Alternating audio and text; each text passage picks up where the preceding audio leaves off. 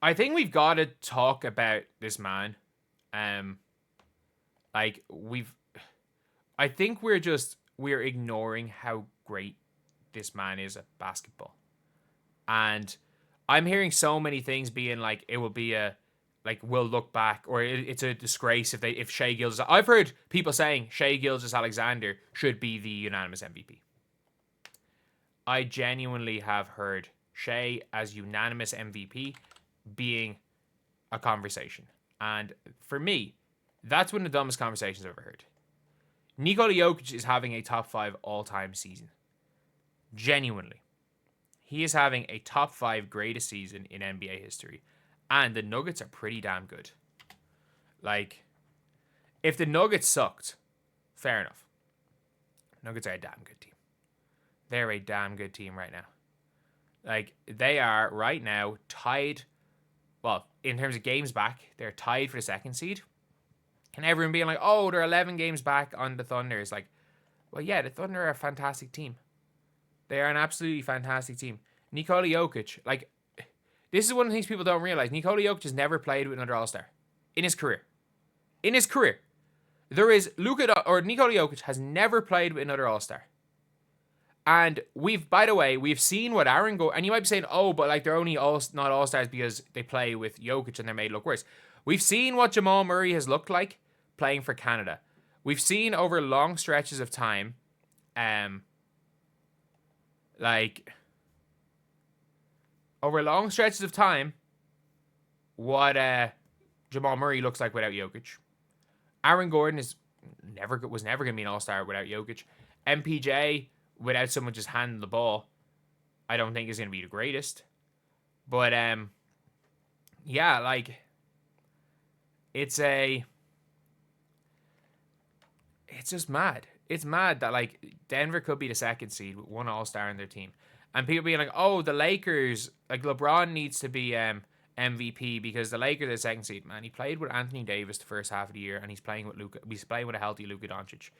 Give Denver Anthony Davis or Luka Doncic, and they win 60 games.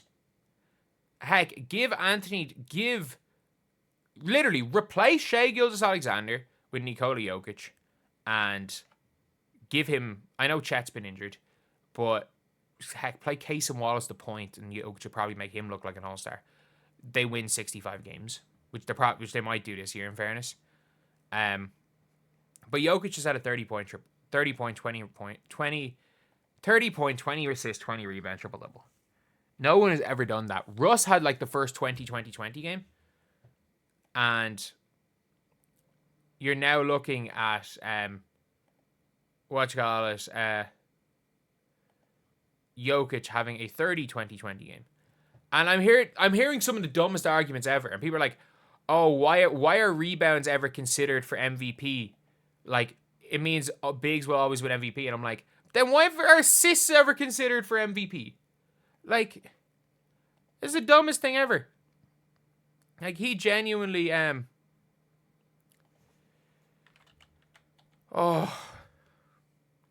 like he's without question the best offensive player in the world. He's the best offensive player I think I've ever seen, to be honest. Genuinely, I think he might be the best offensive player I've ever seen in my life, which is impressive because I've witnessed Kobe Bryant, I've witnessed Luka Doncic, I've witnessed Stephen freaking Curry, and I'm still putting prime Nikola Jokic, this version Nikola Jokic, better on offense than Stephen Curry.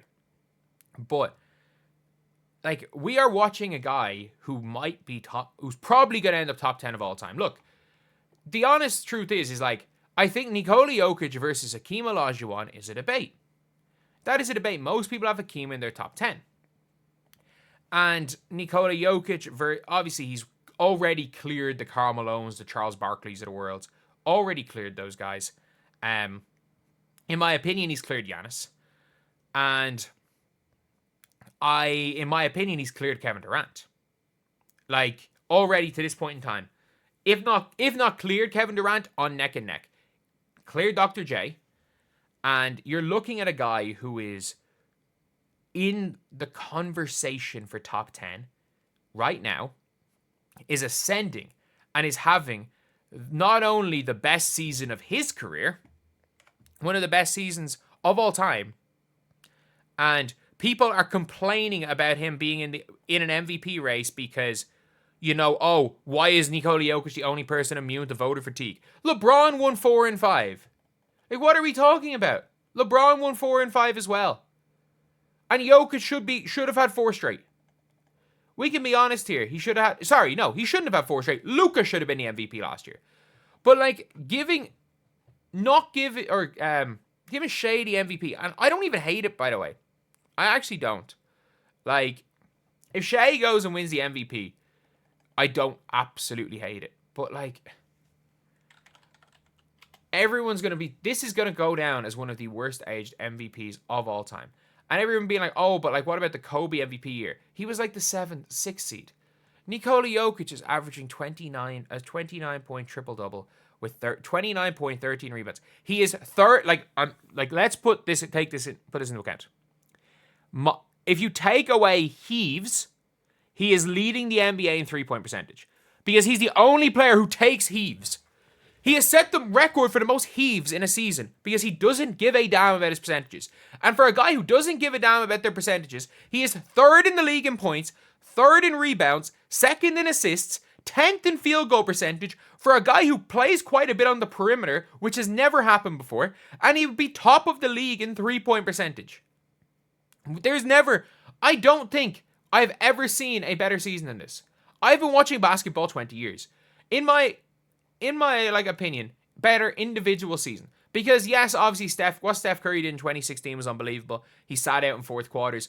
But this is a team that literally won a playoff series without him. That Warriors team was a well-oiled machine. Obviously, Steph Curry being healthy was the reason why would make them the best team in the NBA.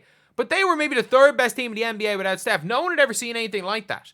Like, Steph goes out and suddenly Sean Livingston comes in. The team somehow gets better. And that's why that Warriors team was so good, was that they were known for the 3rd quarters, where it was like, okay, yeah, we can kind of rest people in the first half. Our bench is going to compete with every other team's starting lineup, and then we just blitz them in the 3rd and sit them in the 4th.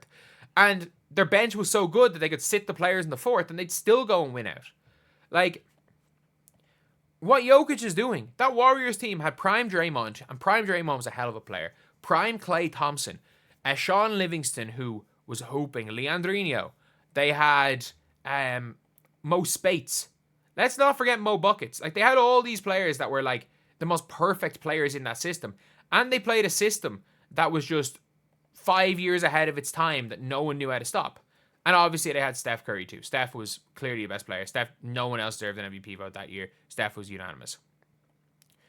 But we got to be honest here. We got to be honest here when it comes to Nikola Jokic. This is a comparable season.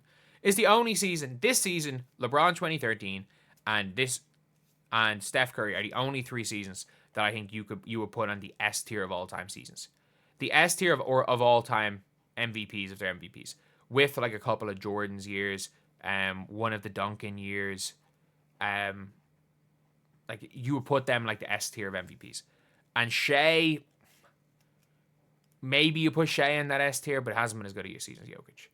What he's doing is historically great, and people are kind of just numb to it because there's like an expectation that Jokic is going to be great, I guess. I don't know.